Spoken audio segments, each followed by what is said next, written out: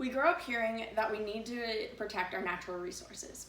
But as we grow up, we find out that this simple idea is not so easy. Nebraska has the 6th worst pollution in the nation. And I found this through the article that was written by Laukaitis in 2014. But why did this happen? And what has been put into place to fix this issue? And what could we do to help it? The first point that I will talk about is what we can do to help it. What happened that this pollution got so bad. Nebraska has the 6th worst pollution in the nation. And we found this out through the article written by Laukaitis in 2014. She also wrote that this can cause serious health problems to infants, this pollution. However, many don't know about this, and some farmers don't even think it's that big of a deal. According to Gerlock in his article written in 2016, some farmers think that if the fertilizer is good for the plants, then it can't be that bad for humans. Also, according to the article written by Stevenson in 2018, some people still think that water is treated before entering into our waterways. However, this is not the case. The second point I will talk about is what is put into place that will help this issue. The livestock feeds have specific regulations that are put into place by the government to help fix this pollution. The first one of the permits is the construction and operating permit, and the other one is the National Pollutant Discharge Elimination System permit.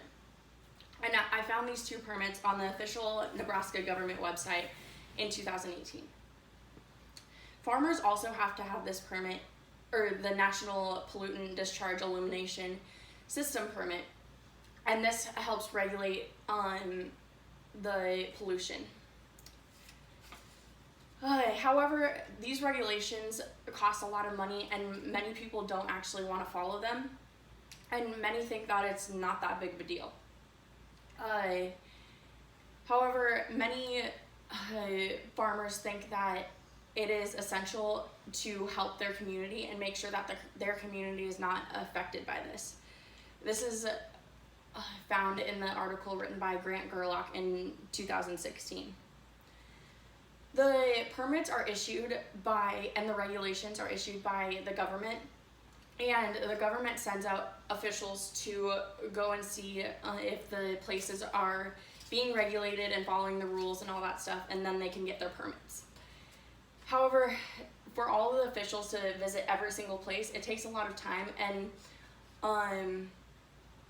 all that time can have an effect on how much pollution is already being spilled in.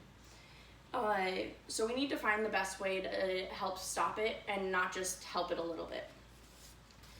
My next point will be, what can we do to help this? Boy Scouts have been helping protect the waterways for years now. They go out and try and clean the waterways and help regulate it. This is an example, and I found this in the article written by Stevenson in 2018. This is a great example of what we can do.